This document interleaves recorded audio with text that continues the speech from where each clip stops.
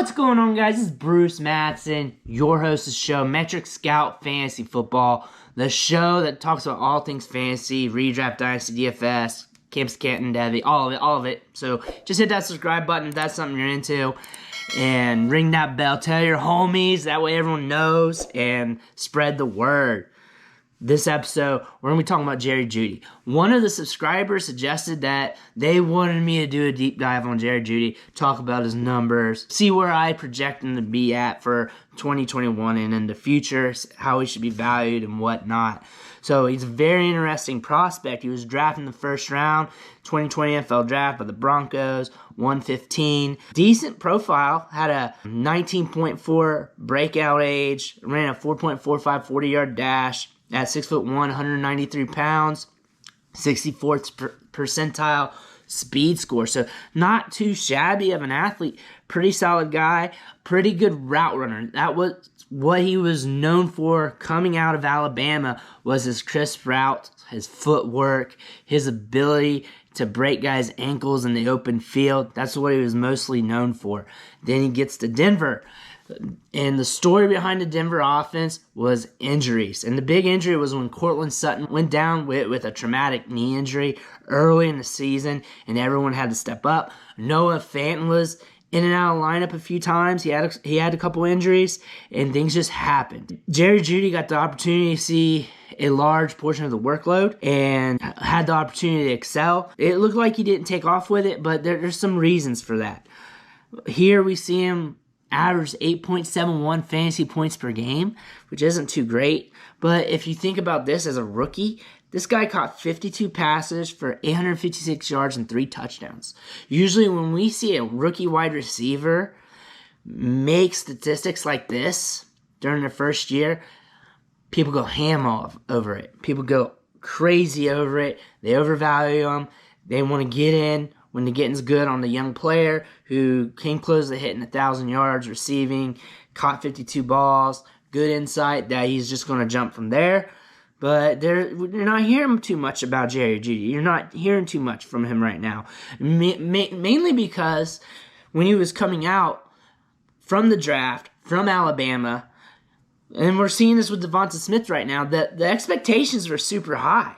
They were expecting him to do Justin Jefferson stuff and have those productivity levels. But that is not fair to put that on any player, because that's not likely. That's also an outlier on the other side of the spectrum. What he did last year was fine from a counting stat perspective. Some things metrically wasn't right, and some things he did was good. What I liked was the opportunity he got. He had a 21% share of the targets, so anything over 20%, obviously higher around the 30% range is alpha territory, but over 20% with a 21% target share is good, especially for a rookie. He led the team in air yards, and he was 6th in the league in air yards with 1,522. So he was used as a deep threat a large portion of his targets. Matter of fact, 30 targets went for 20-plus yards, according to PFF, which is pretty solid. And he had a 13.5 average depth of target. So on average, his targets has been going for 13.5 yards.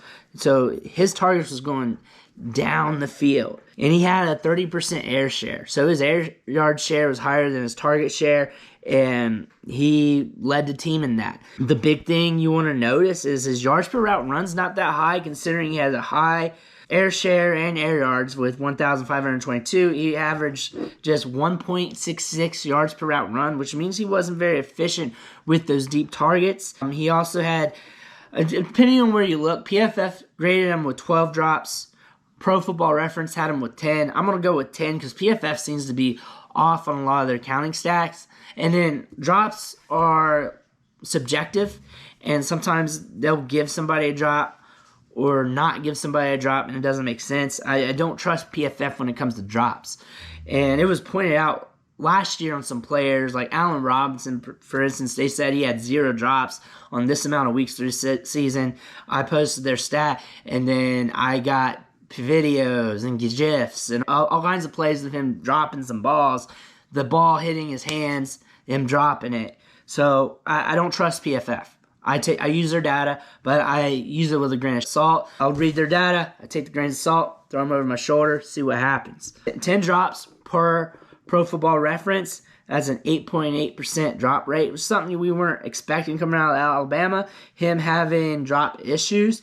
I think he had 5 in one game, though, and then 5 on the rest of the season. 33.4% of his snaps were out of the slot, which is something that Denver might want to capitalize in the future. Considering size, he's under 200 pounds, 6'1", 193, ran a 4.45. It's not like he has to be in the slot, but if you get a speedster on the other end, you have Cortland Sutton on the other side, and you have him run short to intermediate routes in the slot, that might help the offense more than anything. I would expect his slot share of the snaps to increase in the future. Maybe not this year, maybe next year. I know they have KJ Hamler. I know they can get other guys. I know slot receivers are becoming a dime a dozen. There's a lot of them in this year's draft. But if you look at his slot percentage this year, you just look at how he plays. He wins in short spaces. He's not an uber athlete, but he's athletic enough. He's not overly big. He's not overly fast, but he's fast enough. He's quick in short bursts. He runs well in a phone booth. The slot might work best for Jeudy. So that's something we could see him playing more, or playing more of his role is in the slot in the future, and I see that happening. Another thing we want to account for these stats is that only 60.3% of the passes thrown his way were deemed catchable. So about 40% of the balls thrown his way he couldn't catch. That's a high percentage. That is a very high that's almost 50 passes thrown to Jeudy that was not even in the radar distance to being caught. That does not compute well to production, no matter how well you slice that up. Mainly, one factor is because he was getting deeper targets. He's not really the type of guy you would throw deeper targets to, and those are higher acuity targets. Those are harder ones to reel in.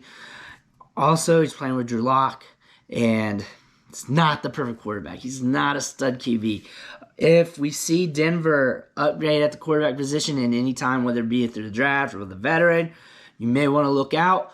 We could see Jeudy and Sutton go off along with Fant, because this offense is built to sling the rock. I also think that Locke, although he was very rocky last year, there's a chance that he could step up. He didn't have Sutton last year to throw the rock to. Sutton, Jeudy with another year under his belt. Maybe KJ Hamler steps up. And Noah Fant steps up some more, develops some more, that he could get better. I also see the team wanting to improve the quarterback position. I'm not here to speculate what they're going to do at quarterback. I'm here to tell you about Jeudy, but I know the quarterback position has to get better from what we had last year for Jeudy to be able to step up his game and play at a higher level. Another thing we want to take into account is Cortland Sutton, because he will be back. I imagine he'll be back to near 100%. This day and age, knee injuries are not what they used to be a decade, 20 years ago. I imagine he'll be close to where he was. And his 2019 stats were amazing. He had 1,400 air yards, a 26% target share, and he had 41% of the air yards for Denver. If he comes back to that, he is going to be the deep target, the deep threat downfield. And if Locke's still the quarterback, he's going to be locking on to him. No pun intended. That's going to steal some of the air yards from Jeudy, but Judy's probably going to get more work underneath, so he'll get more catchable targets, more targets that's better for him to work with, more of the short to intermediate targets downfield. So it could be a nice blend. He could give you more bang for the buck instead of those deeper targets that was harder for Locke to connect with. Those spray and pray Locke targets. But Sutton is a variable that we have to work into this equation. And Cortland Sutton is an underrated player. I like him a lot in Dynasty. I think he's at a good value right now. Good speculative buy, considering that you could get a 1,000-yard receiver at wide receiver 2 price point. This guy can score wide receiver 1 numbers. And if this team improves the quarterback position, and it looks like they want to, either by developing Locke or just getting better, drafting somebody, getting a veteran in, then this offense can bloom because they got the pieces for this. They got Jeudy, first-round pick they invested in. Sutton, who is a big-bodied guy who's a deep threat and make plays while the ball's in the air, good contested catch guy. And then Noah Fant is the highly athletic tight end, athletic specimen, a guy that can make plays with the ball in his hands, and a mismatch nightmare. So this offense could explode sometime down the road. What I see for Jerry Jeudy is I think we got to group him with the 50 to 80 wide receiver 2s that we now have in fantasy. That includes the bunch that we're getting in from this rookie class. And we got to look at fantasy from a week-to-week basis and matchup-to-matchup situation from week to week. That's just how we got to play it. And that's why we have so many wide receiver 2s. The finishing rankings at wide receiver, it means something, but it doesn't tell the whole story, because what matters is how many wide receiver 1 finishes you get, how many wide receiver 2 finishes you get. Last year, Jeudy had 1 wide receiver 1 week and 4 top wide receiver 35 weeks. So if he can improve upon that and get us 6 wide receiver 2 weeks, I'm going to be happy.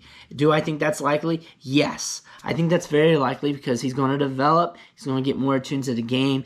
I mean, for rookie season with 856 yards and 3 touchdowns, catching 52 balls from an incoherent Locke isn't too shabby, isn't too bad. He can improve for that.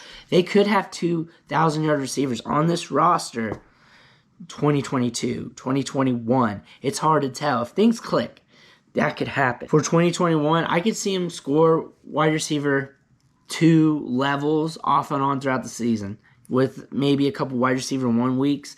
And then there will be also some low weeks because with Sutton back in the fold, Noah Fant maybe, it will be in his year 3 season. So he will probably step it up a little bit in his development. I would guess so, since he is in his 3rd year. So he would take away some target share and will take away some of the production. I would guess the pitfalls will be a little lower too. With where we're drafting him at in redraft, I think he's going to be at a good price point. He's going to be a good get at, especially with the rookies being infused in there. With a young player like this, with 856 yards, was promising, getting air yards, getting over 20% target share, that's a good value. Right now, when you look at him on Dynasty trade calculators, you have to pay like a 107 plus like a 3rd-round pick and a little extra to be able to get him if you look at him at that value. If I'm going to trade for him in Dynasty, I want to wait. I think that value is going to drop a little bit, and then I would pay for him there. I do not want to pay a first-rounder for him. And if I do pay a first-rounder, it's like 110, 111, 112 with nothing added to it. That's what I would want to pay. If I can get that, if I can get him for a 112, that's fine. I'm good with that. 111, I'm good. I don't want to pay a 107. I don't want to pay what the trade calculator tells me.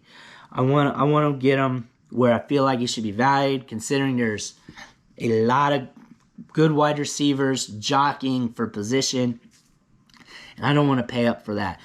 I want to get a player like this at a decent price. I would prefer like a 2nd-round rookie pick. But right now the price is high. I think that price is going to come down to a 2nd-round rookie pick. That may be this summer. This may be early in September, August. But I think it's going to happen. I'm projecting the market. And that's what you need to do when you look at these players. Project the market so you can project when to buy. Sometimes you're wrong. A lot of times you're right when you get good at it. I'm kind of good at it. I've been doing this for years. I think his price will drop a little bit once these rookies get infused into everyone's values, once the reality settles in, and people start to realize that there's more wide receivers. Wide receivers aren't as valued the same as they used to be. Same with younger wide receivers. So his value could slip a little bit. You may be able to get him at a discount. And plus, all leagues are different. All dynasty managers are different. you might be able to get him with the 112 in your draft. If someone falls to that spot and you don't like him and you want Jeudy, you can go ahead and get him. I like Jeudy better now than I did when he was coming out as a rookie, mainly because the expectations of him being the next Calvin Johnson are gone. Him just being a good player, a good productive asset for your fantasy team is a very likely scenario. He can be dependable for years to come. Good asset. Wide receiver 3, wide receiver 2 on your team. Flex option, and you'll have him for years. I like Jerry Jeudy. If you want to go get him, go get him. I think he's a good player. Will I have him on a lot of teams? I'll have him on some. I'll be diversified. I don't think he's a stud prospect or anything like that. But I think Jeudy is good to rock and roll for a good 3 to 5 years. And an asset like that on your team for some longevity, security is something that you're going to want. Thank you for watching the show. It means a lot to me. While you're on the way out, hit that subscribe button. I know you liked it. You stayed on here for this long. You were entertained. Hit that subscribe button so you don't miss the next episode. Ring the bell. Tell your homies. Peace out. I'll catch you next time.